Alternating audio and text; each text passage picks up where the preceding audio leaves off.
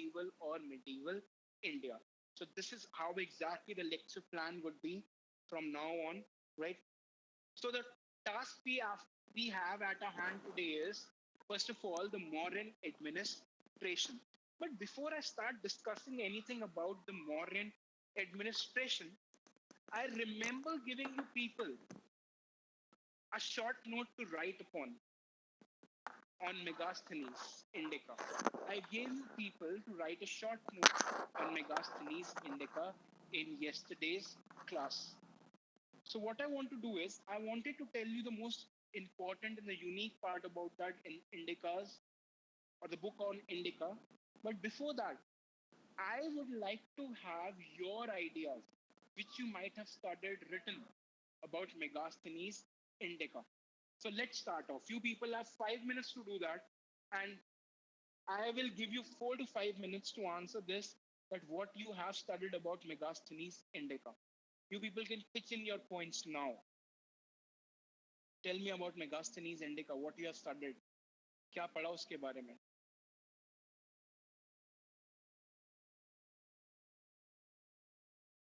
चलो चलो, come on, जल्दी.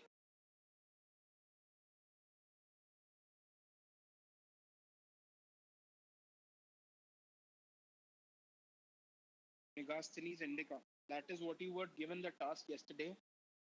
I want to discuss it today. Okay, good enough, Jyot.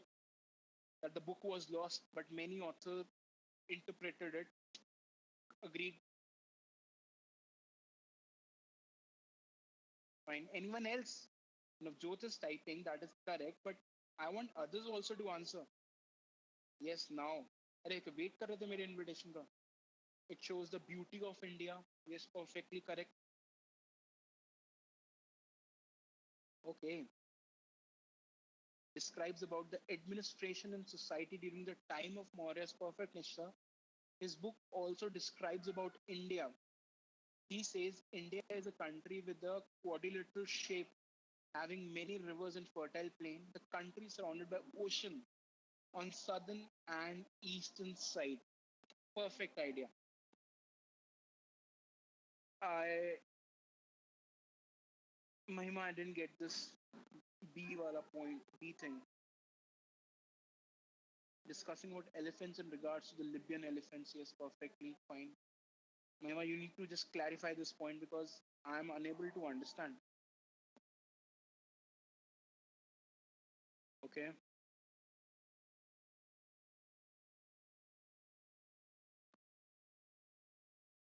How India is rich in gold and iron. Perfect idea.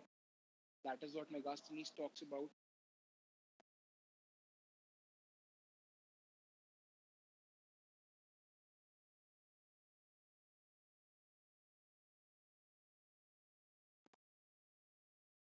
People still have 2.5 minutes to go before I start explaining a little bit because I want to just explain that aspect of Megasthenes indica.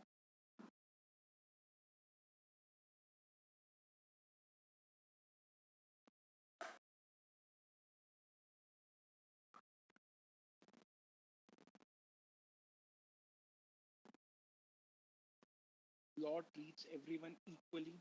Yes.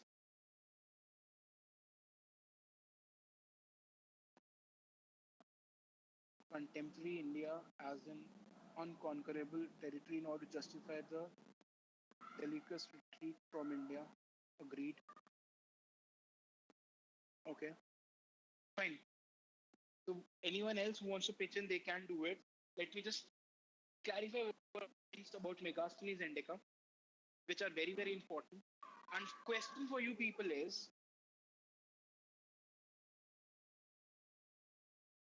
question for you people is this, right? This is what you need to do for me, right? Okay. The question for this prelims exam is, does Megasthenes indica talks about or mentions uh, mentions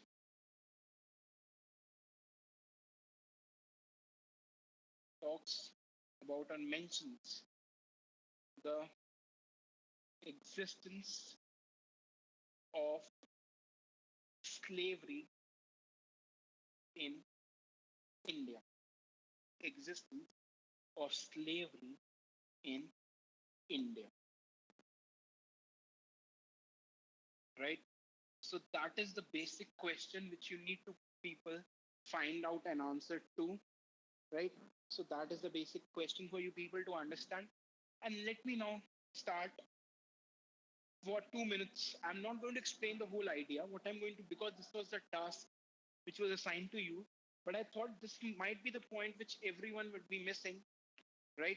Point is, just as an introduction to Megasthenes, Megasthenes was a Greek ambassador to the court of Chandragupta Maurya, who came from this Greek ruler or Greek governor known as Seleucus Nicator I, who was defeated by Chandragupta Maurya. And after the defeat of Seleucus Nicator I, Chandragupta Maurya actually gained the control of northwestern India and other parts. So Megasthenes was sent as an ambassador to Chandragupta Maurya's court. So when Megasthenes came to his court, he was actually shocked. He was actually very, very kind of culturally shocked to find such a large army, to find such a well organized society, to find such a well organized agriculture, irrigation system, all these things which he found, right? So, this is the basic idea which he found in India at this particular point of time, right? He talks about various things in the Indian society.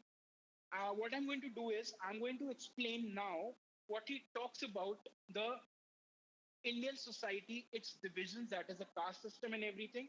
And when I'm going to come to modern administration, I'm going to talk about the idea, about the information given by Megasthenes on city administration, right? But how exactly the city's administration was managed by the Mauryan kings, right? That is what I'm going to discuss then. Now I'm going to discuss a very, very important idea that does not, Megasthenes does not see the prevalence of caste system in India as like the divisions in the society. He does not see caste system as because of the things mentioned in the Vedas and everything. He says that the caste system in India is actually based upon the professional ideas. He says that the Indian society is actually divided into 7 classes, into 7 criterias, right?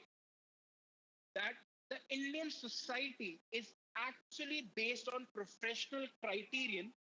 He mentioned that the Indian society के अंदर जो पूरे के पूरे divisions हैं, they are actually based on the professional ideas. Whatever profession a particular person performed, that actually becomes his caste. That was the basic idea which was given by your Megasthenes. For him, the inequality and everything which existed because of the caste system was non existent at all. He said these things do not exist. So that was the basic idea given by Megasthenes. For him, the Indian society was divided according to the professional criterion. That is, whatever the functions, whatever the jobs people performed, whatever the things people performed, according to that, the people were divided. They were not divided along the religious lines. That is the basic thing which Megasthenes talks about in his book Indica, right? That is why whenever we read such sources, whenever we read Indica, we Arthashastra, or any other source, what we need to do is we need to read them very, very carefully. We need to be careful with what the author has mentioned because sometimes the author might do or write something which might not be correct at all, right? He just be writing in order to impress the king. So then there is exactly the interpretation, your analysis, the application, the reasoning that comes in. And this is how exactly you read a source of history. And that is something which you need to understand when we are talking about Megasthenes Indica, right? So that is a very, very important idea, that he actually sees the Indian society divided along the professional lines, not along the caste lines, right? He says India is actually divided into seven professional classes, like teachers, Brahmins, Kshatriyas, and everyone. We do not see the prevalence of caste system in India as such, right? So this is the basic idea. Yeah, Prabhakar, you are correct over here. They wrote mostly what the king told them to write. Most of it can be false information. I totally agree with you. What he take the example of your Cyril Radcliffe. Cyril Radcliffe, without even visiting the ground of which he had to make boundaries of, was only relying on the earlier records that were also not up to date. What to talk about Megasthenes? If people in the 20th century were also doing the same thing, what to talk about the people in those your third century BC, 297 or 300 BC? उस time पे लोगों का क्या है? उस time पे तो वो जो बोलेंगे वो लिख रहा है. Talk about Cyril Radcliffe. Even he doesn't pay attention to the exact details. He's also doing things which his masters are telling him to do. So that is the basic idea which you need to understand. He's just sitting in his drawing room, writing the partition plan, and it's fine. He's being transported to England as soon as the partition plan is done, because he was now fearing for his life. तो ये एक basic idea होता है. That is why whenever we read some text, we need to read and analyze them in a proper manner, right? So that is what the source of history actually talks about, right? So Navjot has also given an answer. He spoke about the system that banned slavery. Okay, fine, fine, fine, fine, fine. Okay, Mahima, you mail me the answer. I have no problem in that. I'll just give you more. And if Menorca is present in this class, the point is, Menorca, I've received your answers on famous personalities, and I'll just check them and give it to you as soon as possible, right? If Menorca is present. Okay, fine. So now we come to the last topic on the Mauryan kingdom, that is the administration. The Mauryan administration. That is the thing which we have to actually do. और जो Mauryan administration है, उसकी भी जो basic details हैं, the basic details about Mauryan administration are also coming from your Kautilya's Arthashastra itself, right? The Arthashastra of Kautilya is providing us the basic details of your Mauryan administration itself, right? That is why whenever we read such books, whenever we read about these books or write about the short notes, उस short notes के अंदर ये लिखना बहुत ज्यादा important है that why are we even reading them, why are we even studying them, what is the purpose. So whenever you write short notes on Megasthenes Indica or this Arthashastra of Kautilya, you need to mention in a line or two that we are reading these sources of history because they tell us about the society, economy, polity of that particular time, right? So ये थोड़ा दिखने में भी अच्छा लगता है, and the examiner also knows कि हाँ, this particular person understands जो वो पढ़ रहा है, उसको पता है कि वो क्या पढ़ रहा है. तो ये एक important चीज होती है which you need to follow as a protocol for writing the mains examination का answer, right? So Kautilya gives us this basic idea, and he says that there are seven limbs of Mauryan administration. So I am going to notify Mauryan administration with MA now, right? He says Mauryan administration was divided along the seven paths, or he also gives the name to this particular idea known as the Saptang, Saptang Rajya. Saptang Rajya basically meaning that there were seven parts to this particular administration. And that is something which we need to understand. And the seven parts to this administration were, first of all, the king. King was always at the top, right? Then came the Amatyas. Then came the Amatyas, who were the officers. Who were the officers? That is something which we need to understand. Then comes the Kosha. They might not be in this order, but I'm just telling you. Then comes the Kosha, that is the treasury. Then comes your Janapad, that is the population and territory. That is the population and territory, right? This is one, this is two, this is three, this is four. Yes, fine. I hope you people are able to see this here also. Fifth is your dund or justice. Fifth is your dund or justice. Sixth, sixth is your durg or fortified settlement. Fortified settlement. And then the seventh is your allies or mitra or mitra, right? So these are the seven limbs of the Mauryan administration, right? These are the things which are very, very important from the prelims examination perspective. They can actually ask you that what was the theory of Kautilya regarding the Mauryan administration. That was the Saptang Rajya, right? And what do you mean by Saptang Rajya? Having seven parts. The Saptang, seven. Ang means body parts like limbs, right?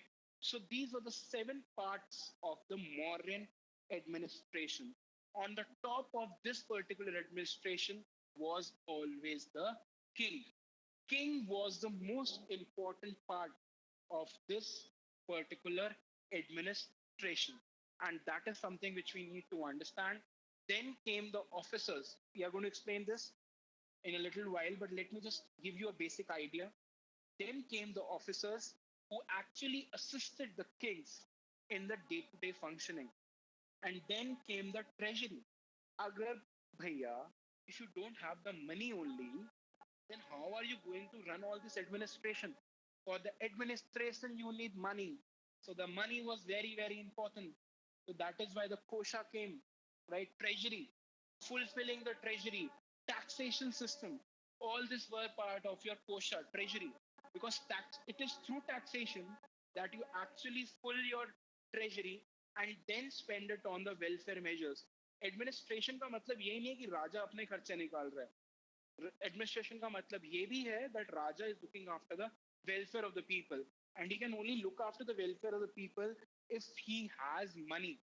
And that is something which we need to understand when we are talking about it. Then comes the population and territory, Janapad, right? एक राजा का राज्य जभी बनेगा when he has land, right? Land and population to govern over, right?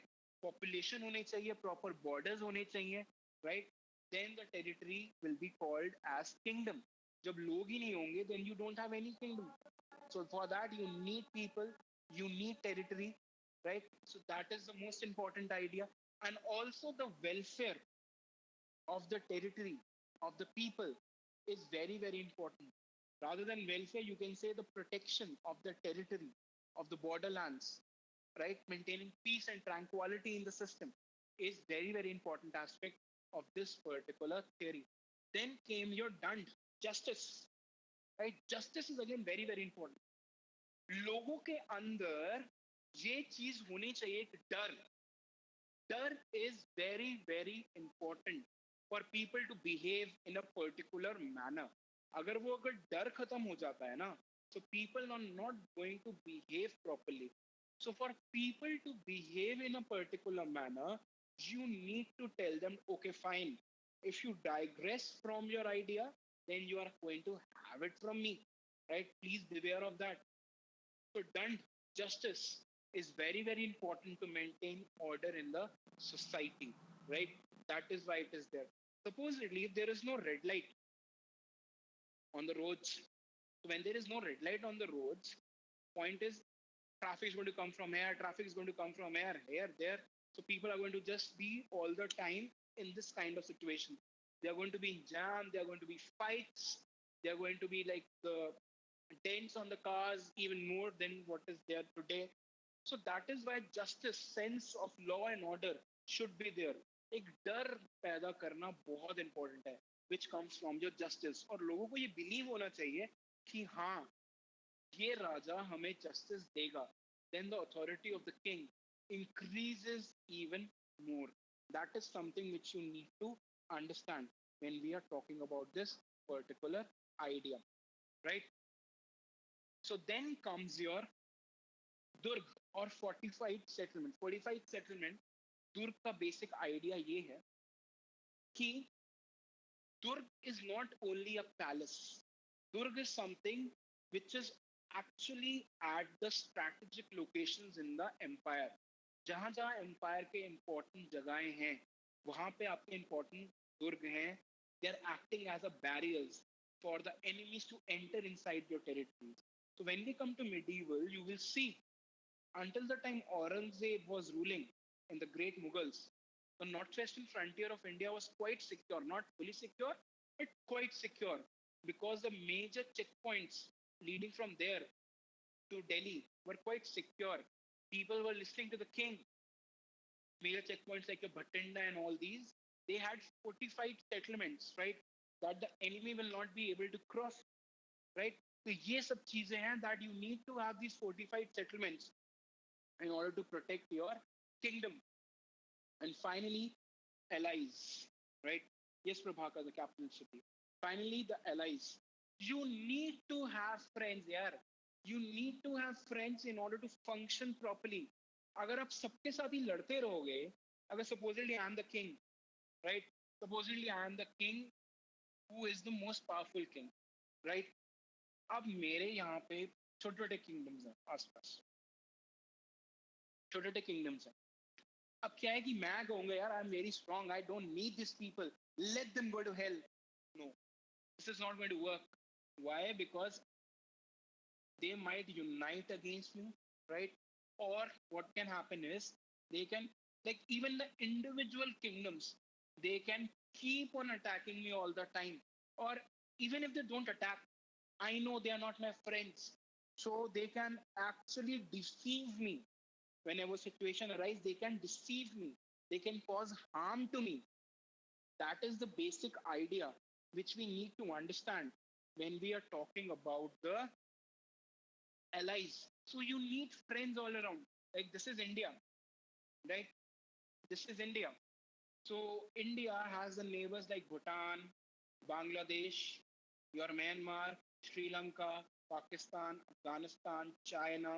All these people are located around it. So what we need is for a peaceful society, because the borders with all these places are very near. For a peaceful society, what you need is to be on friendly terms with each other, right? अगर friendly terms पे नहीं रहेंगे, the point is the kingdom will not be able to prosper as such. That is why you need friends when you are a king. You cannot have fights with each other all the time, right? तो ये एक important idea है which you need to understand when we are talking about the Saptang theory of Kautilya, right? So these are the 7 limbs. You need to understand each and every limb properly. You need to remember that what are the constituents, that what are the constituents of these 7 limbs. In 7 limbs के constituents क्या हैं? Because this can be an important question in the prelims exam. First of all, they can actually question on this, that what is Saptang theory, or who gave Saptang theory. That was given by Kautilya in his book Arthashastra, right? So this is the basic idea. What do you mean by Saptang theory? Who gave the Saptang theory? And what are the constituents of the Saptang theory? These are the important things which you need to understand when you are talking about the seven major components of this particular idea. I hope I have made myself clear over here. I've explained each and everything, the kind of questions which can come from this particular topic, that is Saptang Rajya, and I am now going to move forward with the explanation of the remaining part of the Mauryan administration, that is through the PDF available on your screens now, right? Okay, this is not exactly a very large PDF, I suppose. This is only a 2 pages, 3 pages. So I have tried to compress the whole thing in very, very small idea so that you people are only reading what is required for the exam. You are not going left, you are not going right, you are only going straight. Whatever you need to read for the exam, that is the only motive.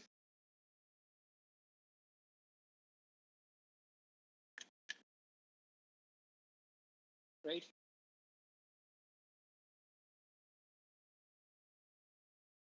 Right? So let's now start discussing this particular handout, which you people are going to get. So it talks about the Mughal governance. So it says Mughal Empire was the largest among all these things. Kautilya, Arthashastras, Megasthenes account, Ashokan inscriptions. The Ashokan inscriptions, which we are going to read in art and culture, they are going to be the most important information also for understanding about the Mauryan Empire, right? For understanding about the Mauryan Empire, Ashokan inscriptions, Indica, Arthashastra, all these are going to be very, very important, right? So that is what you need to understand, right? Then this should have been highlighted. I'll take care of that. This polity and administration is the thing which we are going to discuss. As I told you, the king, first point actually discuss that the king was the head of the state, right? King जो है हमेशा top पे रहता है. His word was always the last word, right? So that is how exactly what was happening in the time of the Mauryans. Although the handout mentions that he had to follow the law of the country given by the lawgivers and he could not do whatever he liked. But you people also understand that lawgivers, even if they are very experienced in everything, they cannot rise above the king. They cannot rise above the king, right? एक interesting चीज बताता हूँ. King will always have his last word. Whatever the king wants, he will have it. I'll tell you one very interesting thing. So when we come to medieval India, we will have this Akbar. So Akbar in 1579 issues a proclamation known as Mehzar.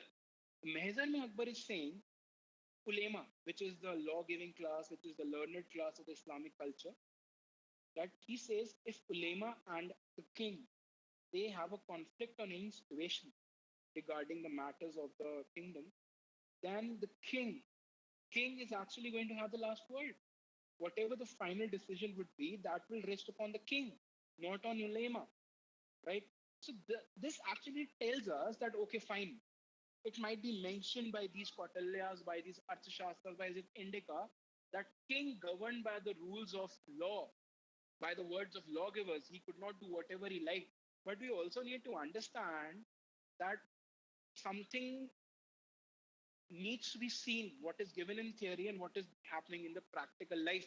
So that is the point you need to understand. But anyway, you see this here that he was actually someone who had to listen to his lawgivers.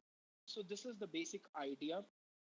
And also, what we need to understand is that the king was assisted by a council of ministers. This is important for the prelims, that he was assisted by the council of ministers known as Mantri Parishad. So they can ask you a question in the prelims that what was Mantri Parishad? That what was Mantri Parishad? So that was the council of minister helping the king in the day-to-day task. And then there was Adhyakshas. Adhyakshas were actually the officers who performed a special task. अब क्या होता था For different departments, there were different adhyakshas, right? For jail, there were different adhyaksh. For your agriculture, there was a different person in charge of it. For minting money, there was a different person in charge of it, right? So there were different people who were in charge of different departments, right? So they become important for the prelims examination, right?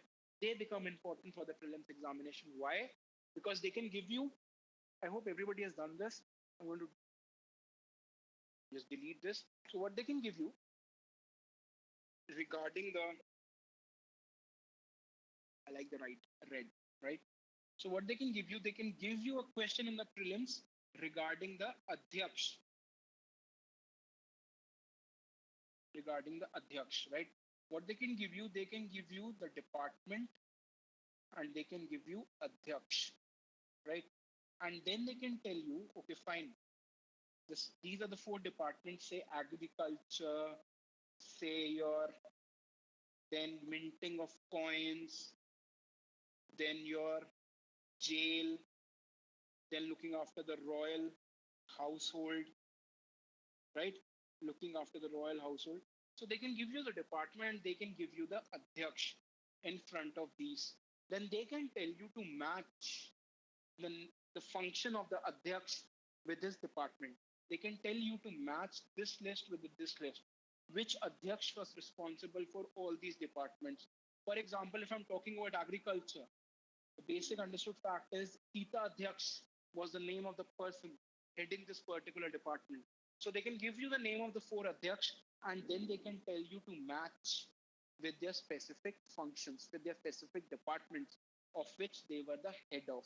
So this is how exactly the question on Adhyaksh becomes important for the prelims examination, right?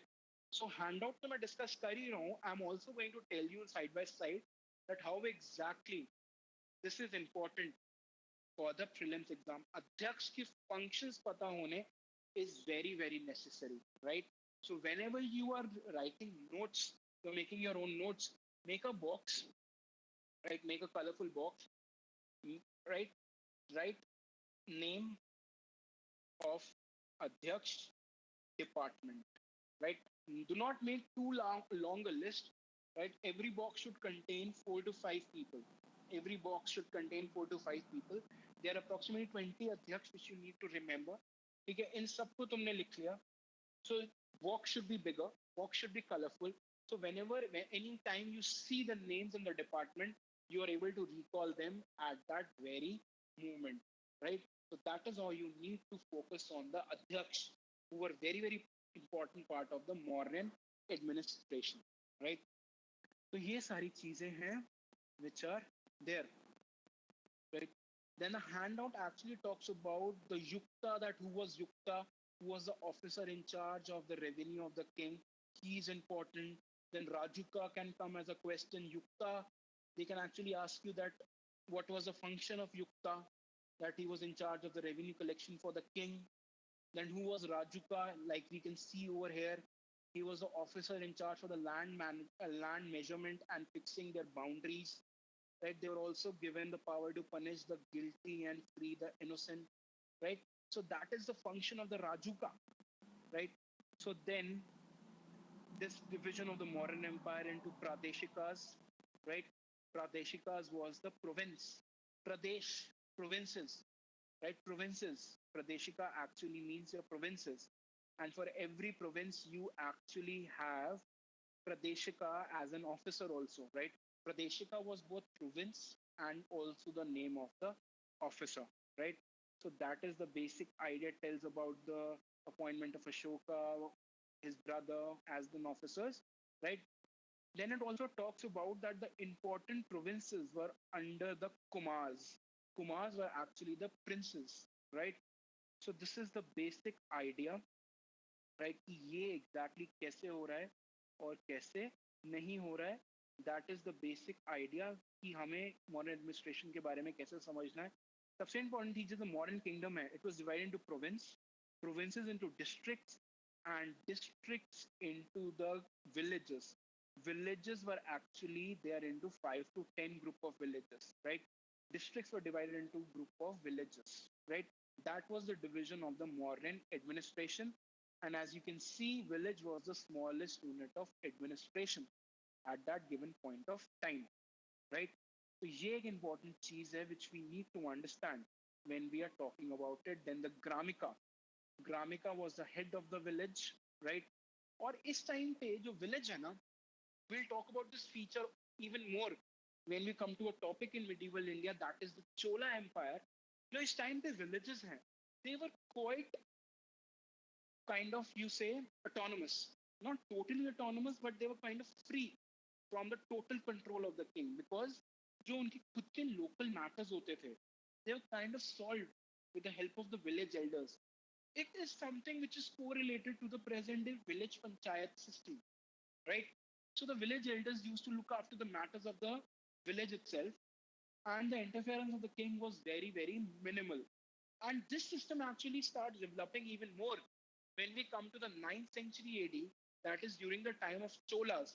Because for Cholas, village autonomy was the most important idea. That was their USP of the administration, right? तो ये सारी चीजें हैं which we need to understand, right? तो ये सब चीजें हैं. और Megasthenes, when I was talking about Megasthenes, I was just telling you that Megasthenes का सबसे एक और important contribution इसके अलावा कि India was divided along the 7 professional lines. He also tells about the city administration, specifically of Patliputra. As Prabhakar, I think, was telling us, जो king बताएगा वही वो लिखेगा. That is why he was only confined to Patliputra for some time. So he tells us about Patliputra, और वो ये बताता है कि Patliputra के अंदर, city के अंदर, there was a city council. City council था, और उस city council के अंदर there were 6 boards. This is not mentioned over here, but in that particular city council, there were 6 boards. City council, okay, that is what Megasthenes talks about. City council, 6 boards, 6 boards, each having 5 members, each having 5 members.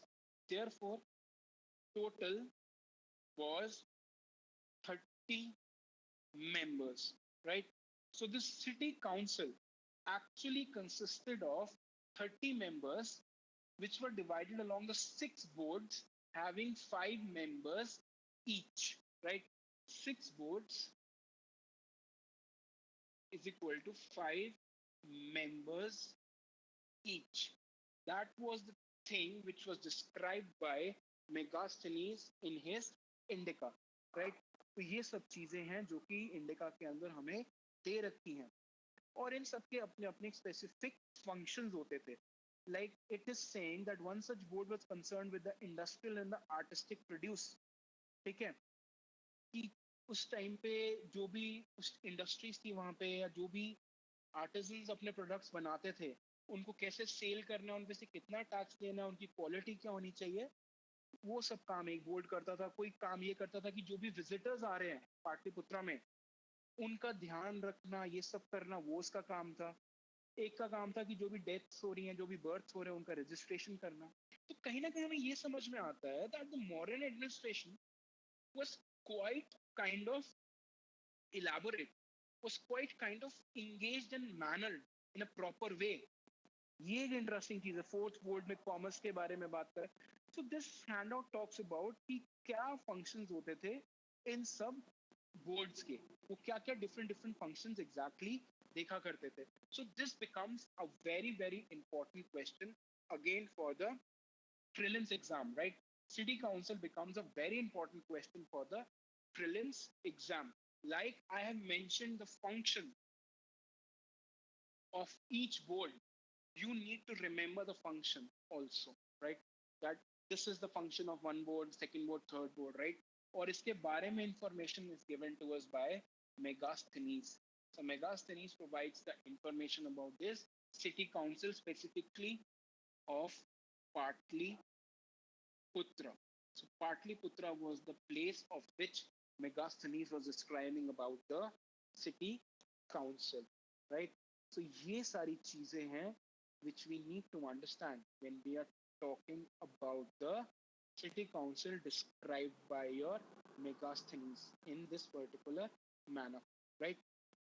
तो ये सारी चीजें हैं जो अब तक हमने देखी हैं इसके अंदर. Let's now go on to the last part,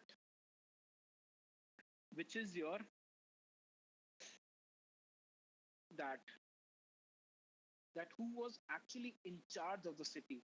This is also mentioned that Nagarika was a person who was in charge of the entire city. Nagarika naming exactly बात बता देता है, इसका मीनिंग पूरा का पूरा बता देता है. Nagarika was someone who was actually the head of the city, right? He was someone who looked after the overall function of the city. Like your managers, you have then your general manager. So Nagarika was like the general manager of the city. So this is what this particular slide is actually talks about, right? Then Kautalya mentions several important departments such as accounts, revenue, mines, customs, chariots, taxation, etc. So these are the things which we need to understand when we are talking about the Mughal, sorry, when we are talking about the Mauryan governance as such. So these are the most important things which you need to understand regarding the Mauryan administration, right? So the point is now there was king at the top, there was a king at the top, king at the top. So king was assisted by a council of ministers. He was assisted by a council of ministers, right? That is the basic idea which we need to understand when we are talking about these. So this council of minister was known as your Mantri Parishad. Was known as the Mantri Parishad. They were the most important people. They were the most important people. That is something which we need to understand when we are talking about the Mauryan administration, right? Then there was this provinces. Kingdom was divided into provinces, provinces into districts, right? Provinces into district, districts into sub-districts, sub-districts. Sub-districts are actually the group of 5 to 10 villages, right? And finally, your gram or village, which was the smallest unit of Mauryan administration. And it was headed by your Gramika. It was headed by your Gramika. So this is a very, very short summary of what was happening during the Mauryan administration that we need to understand, right? So this is the basic idea of the Mauryan administration, which we needed to discuss. And the basic information of it is given by your Chanakya's Earth Shastra, right? So that is the basic thing which we had to understand, right? So with this, I come to the conclusion of today's class because the other topic which we are going to start, the introduction to it is going to take very long time, and we only have 4 to 5 minutes left for this particular session. So I'm going to end this session right now, and we are going to start a new topic in tomorrow's class. That is the post-Mauryan Empire. That once, that once, what happened is the Mauryan Empire was a very, very large tree. It was like a tree. When suddenly the Mauryan Empire began to decline, the branches of the tree also got disintegrated. That is what I'm trying to explain is once the large kingdoms such as the Mauryan kingdom started to decline, smaller kingdoms started to develop all around India. Like the major kingdoms which we are going to study are your Sungas, Kanwas, Satwahanas. Sungas and Kanwas were the people who were there in Magad. Then comes the Satwahanas in the southern part of India. Then comes your Bactrian Greeks in the northwestern part of India. Bactrian Greeks, your this Kushanas, all these people we are going to study not in very great detail because the political history is not that important from the examination perspective, but their cultural history is important. But why I'm telling you the political history then is because when we come to the art and culture of that particular portion, then you people should not feel lost. कि भाई हम कर क्या रहे हैं? You should have a basic chronology in your mind that yes, these were the people Kushanas in the northwestern part of India, these were Satavahanas in the southern part of India, these were Sungas, these were Kanavas. So this is how exactly we will study the post-modern kingdom. Not in great detail, but to just understand the basic idea. So with this, I come to the conclusion of today's class, and we are going to come tomorrow, with, first of all, with art and culture, then with ancient India. Yes, Swati, we are going to cover Buddhism and Jainism and art and culture because there is no point in covering it in ancient India also and art and culture also. So I always make it a point to cover it in art and Buddhism and Jainism is such an interesting topic that I just cannot stop myself from explaining things, right? So that is why it takes around 4 to 5 classes to complete these two particular important things, right? So we're going to complete that in Jainism and Buddhism in art and culture itself, right? So that is the basic idea. Okay, I'll see you people tomorrow. Thank you. Thank you.